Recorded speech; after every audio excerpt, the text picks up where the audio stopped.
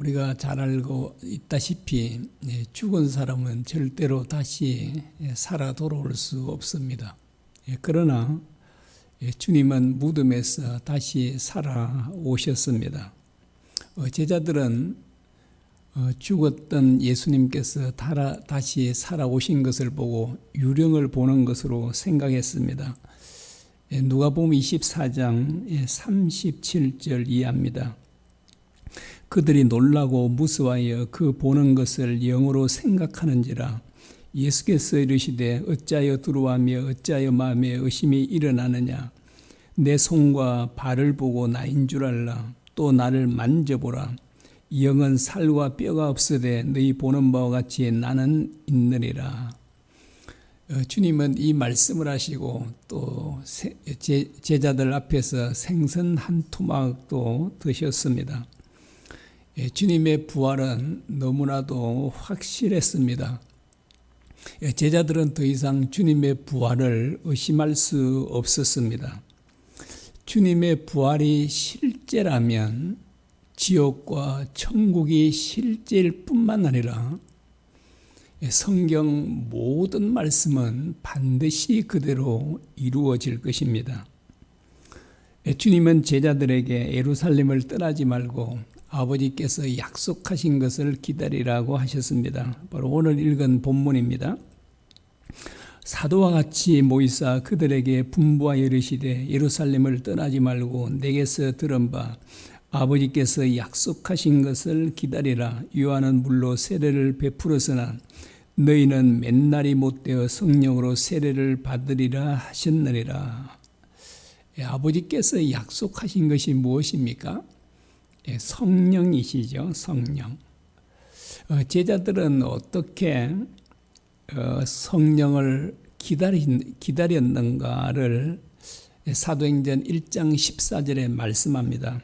제자들이 여자와 예수의 어머니 마리아와 예수의 아우들과 더불어 마음을 같이하여 오로지 기도에 힘쓰더라. 오로지 기도에 힘쓴 이 제자들과 성도들에게 주님께서 성령으로 충만하게 해주셨습니다. 사도행전 2장 4절입니다. 그들이 다 성령의 충만함을 받고 성령이 말하게 하심을 따라 다른 언어들로 말하기를 시작하니라. 이 말씀을 보면 주님께서 어떤 사람에게 성령으로 충만하게 해주시는가를 알 수 있죠. 오로지 기도에 힘쓰는 사람들에게 성령으로 충만하게 해주신다라고 이렇게 말씀합니다. 하나님 아버지께서는 말세에 만민에게 자신의 영을 부어주실 것을 약속하셨습니다. 요엘서 2장 28절 이하입니다. 그 후에 내가 내 영을 만민에게 부어주리니 그때에 내가 또 내 영을 남종과 여종에게 부어줄 것이며 라고 말합니다. 말세 하나님께서 자신의 영을 만민에게 그리고 남종과 여종들에게 충만하게 부어줄 것이다 라고 그렇게 말씀하십니다. 하나님께서 왜 자신의 영을 우리 속에 넣어주십니까? 그것은 우리의 굳은 마음을 지하고 순종하는 마음을 주시기 위함입니다. 또 다르게 말하면 자원하는 마음으로 하나님의 말씀에 순종하도록 하기 위함입니다.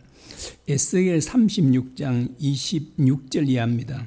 또 새 영을 너희 속에 두고 새 마음을 너희에게 주되 너희 육신에서 굳은 마음을 제거하고 부드러운 마음을 줄 것이며 또 내 영을 너희 속에 두어 너희로 내 율례를 행하게 하리니 너희가 내 규례를 지켜 행할지라. 주님은 이 하나님 아버지의 약속을 정말 그대로 믿으셨습니다. 그래서 주님께서는 제자들에게 아버지께서 반드시 이 성령을 보내주실 것임을 말씀하셨습니다. 요한복음 14장 16절입니다. 내가 아버지께 구하겠으니 그가 또 다른 보혜사를 너희에게 주사 영원토록 너희와 함께 있게 하리니 그는 진리의 영이라. 주님은 제자들에게 아무것도 염려할 필요가 없다라고 이렇게 말씀하셨습니다. 왜냐하면 다른 보혜사 성령을 보내주실 것이기 때문이다 라고 이렇게 말씀하십니다.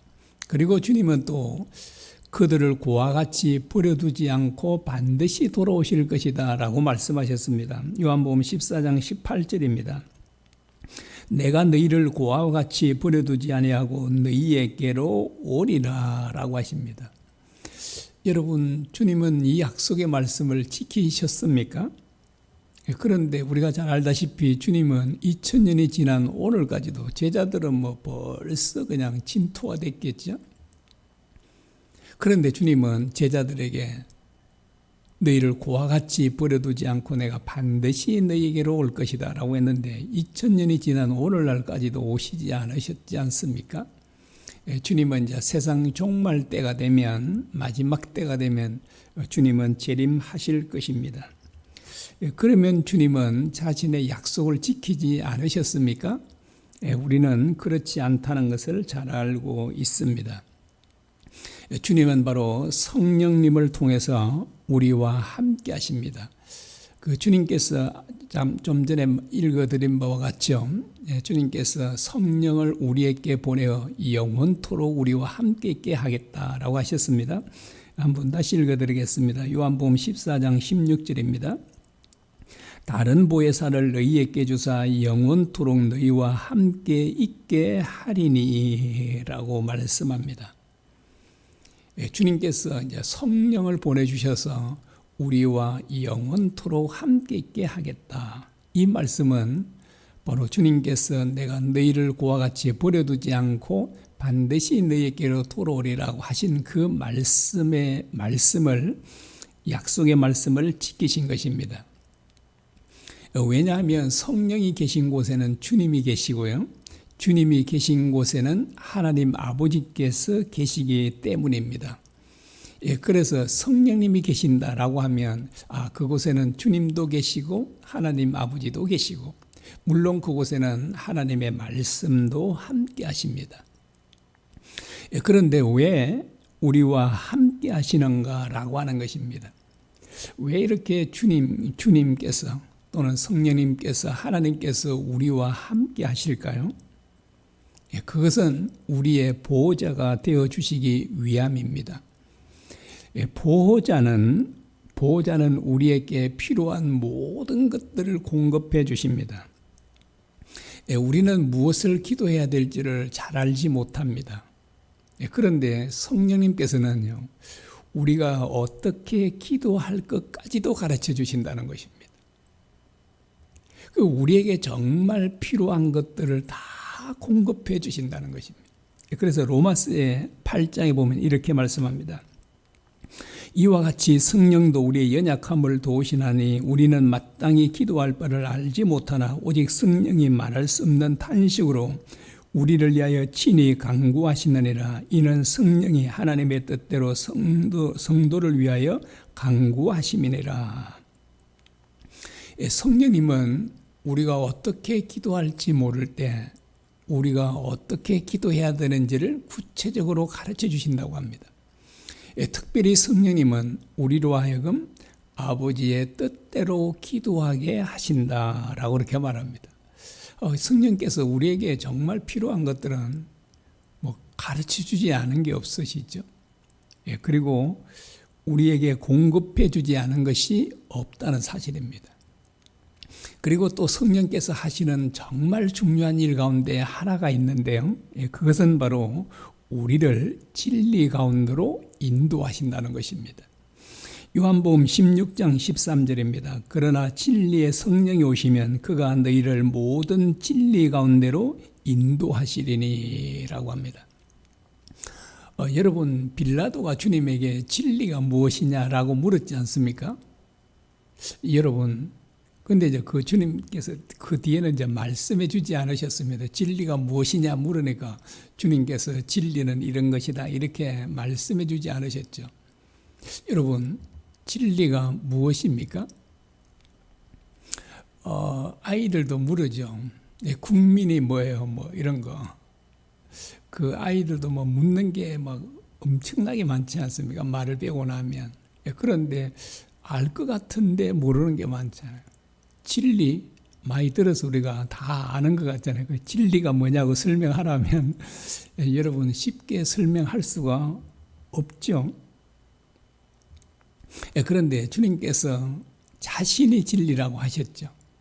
내가 곧 길이요 진리요 생명이니 나로 말미암지 않고는 아버지께로 올 자가 없느니라. 주님께서 자신을 가리켜 진리다라고 하셨습니다. 그리고 또 주님께서 하나님 아버지의 말씀이 진리다라고 하셨습니다. 요한복음 17장 17절입니다. 그들을 진리로 거룩하게 하옵소서. 아버지의 말씀은 진리니이다 라고 합니다. 하나님의 말씀이 곧 진리다라고 말씀하셨죠. 그런데 성령님도 말씀하시기를 성령님도 진리의 영이다라고 하십니다. 요한복음 14장 17절입니다. 그는 진리의 영이라. 그래서 진리의 영이 오시면 우리를 진리 가운데로 인도하신다라고 말씀합니다. 진리가 무엇인지를 알 수 있죠. 삼위일체 하나님이 곧 진리이시고 하나님의 말씀이 진리다라고 하는 것을 알 수 있습니다. 그런데 성령께서 우리를 진리 가운데로 인도하신다라고 하지 않습니까? 그러면 이 말은 도대체 무슨 말인가라고 하는 것입니다. 자, 성령께서 우리를 진리 가운데로 인도하신다. 그러면 이 말은 무슨 말인가? 바로 우리를 진리 가운데로 인도한다. 이 말은 우리를 예수님께로 인도하시고 우리로 하여금 하나님의 말씀을 쫓아 살게 하신다는 것을 의미합니다. 그래서 성령님은 오셔서 우리를 예수님에게로 인도해 주시고 또 우리를 하나님 아버지 그 진리의 말씀이 된 진리인 하나님의 말씀을 쫓아 살게 하신다라고 하는 것입니다. 우리의 우리가 육체의 욕망과 우리 생각을 쫓아 살면 그 끝은 멸망입니다. 그러나 성령의 인도를 따라서 진리를 쫓아 살면 그 끝은 영생입니다. 그래서 성령님은 우리를 영원한 생명의 길로 인도하십니다. 그래서 우리에게 가장 좋은 길로 지금도 인도해 주고 계십니다. 그래서 우리는 성령님의 그 인도하심을 쫓아 살아야 함을 우리들에게 가르쳐 주고 있는 것입니다. 성령님께서 우리를 보호하고자 하시면 우리를 완벽하게 보호해 주실 수 있으십니다.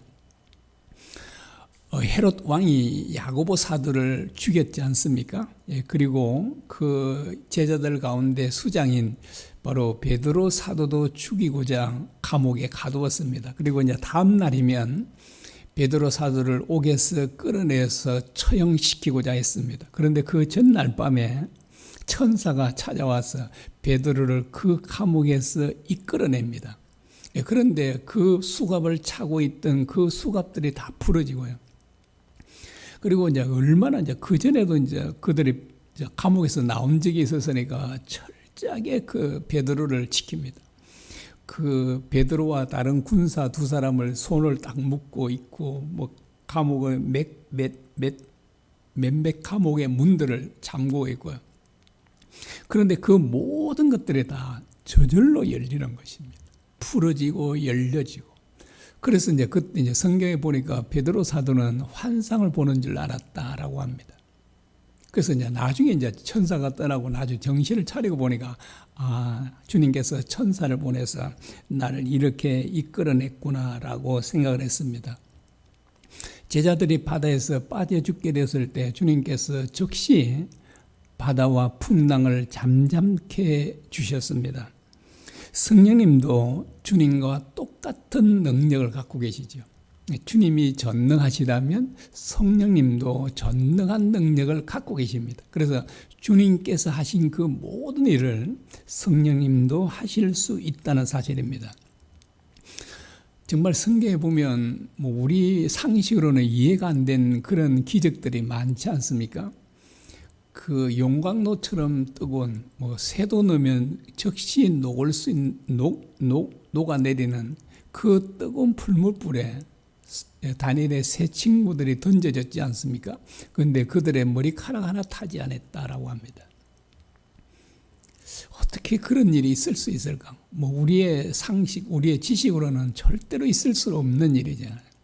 그런데 하나님께서는 자신의 종들을 얼마든지 그렇게 보호해 주실 수 있으십니다.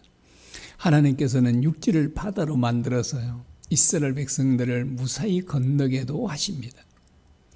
자, 하나님께서 보호하는 자를 그 무엇도요, 그 누구도 해할 수 없다는 것을 알 수 있습니다. 성령님도 전능하신 하나님 아버지와 동일한 능력을 갖고 계신 하나님이시죠. 그러므로 성령님께서 우리를 보호하고자 하시면 우리를 완벽하게 보호해 주실 수 있다라고 하는 것입니다. 여러분, 이처럼 전능하신 삼위 하나님이 우리와 함께 하시지 않습니까? 그러므로 우리는 그 어떤 것도 염려할 필요가 없다는 사실입니다. 그런데 왜 많은 그리스도인들이 이렇게 염려하며 두려워하며 살고 있을까요? 그 이유는 딱 하나입니다. 그것은 바로 우리가 성령으로 충만하지 못하기 때문에 그렇습니다. 그래서 이제 우리에게 염려가 많다면, 나는 아직 성령에 충만하지 않구나라고 하는 것을 생각하면 될 것입니다. 그러면 어떻게 우리 마음에 성령으로 충만하게 할 수 있습니까? 그것은 바로 내 육체의 욕망과 내 생각을 내려놓는 것입니다. 여러분의 마음은 몇 개입니까? 마음이 2개이신 분 계시는가요? 만약에 마음이 2개면 한쪽에는 내 욕망과 내 생각을 가득 채워놓고 다른 한쪽에는 성령으로 충만하게 해놓을 수 있겠죠. 그런데 우리 마음은 하나이기 때문에 그 2가지를 동시에 가질 수가 없다는 사실입니다. 여러분, 어떤 그릇에 쌀이 가득 담겨 있습니다. 그러면 여기에 밀가루를 넣으려면 어떻게 하죠? 이 쌀을, 담겨있는 쌀을 퍼내야 되잖아요. 그래야 밀가루를 채워 넣을 수 있지 않습니까? 그와 마찬가지로요, 우리 마음에는 우리의 육체의 욕망, 또 내 생각으로 가득 차 있으면 성령으로 충만케 할 수가 없다는 사실입니다. 왜냐하면 우리의 마음은 하나이기 때문에 그렇습니다. 그래서 우리 안에 가득 차 있는 육체의 욕망, 내 생각을 내려놓아야만 성령으로 충만하게 될 수 있다라고 하는 것입니다.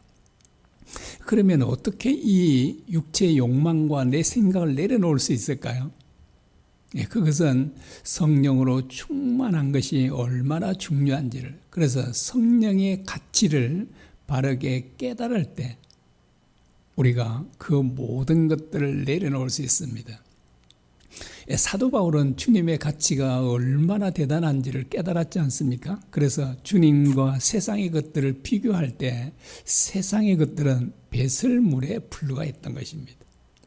여러분, 이렇게 이것을 진짜로 깨달은 사람들은 세상의 것들, 세상의 내 욕망, 내 생각들을 저절로 내려놓거든요. 이 사람에게는 제발 좀 그런 욕망을 가지십시오, 자신의 생각으로 충만하게 하십시오 해도 이런 사람들은 절대로 하지 않을 것입니다. 그래서 성령 충만함을 받는 비결은 우리의 생각, 우리의 육체의 욕망들을 내려놓는 것입니다. 그리고 제자들처럼 간절히 기도하게 될 때 우리는 바로 성령 충만함을 받을 수 있습니다. 여러분, 예수님처럼 살고 싶으시죠? 예수님처럼 다 우리는 살고 싶잖아요. 또 정말 주님의 뜻을 쫓아 살았던 사도들처럼 살고 싶지 않습니까? 그렇게 사는 비결이 어디 있을까요? 성령 충만함입니다. 성령 충만함은 기도하는 것에 있다라고 그렇게 했습니다. 그래서 제자들처럼 정말 오롯이 기도에 힘쓰니라, 이것이 우리가 성령 충만함을 받는 비결임을 우리에게 교훈해 주고 있습니다. 우리 모두 정말 우리가 성령 충만하도록 간절히 계속 기도하시면 우리는 성령 충만함을 받게 될 것입니다.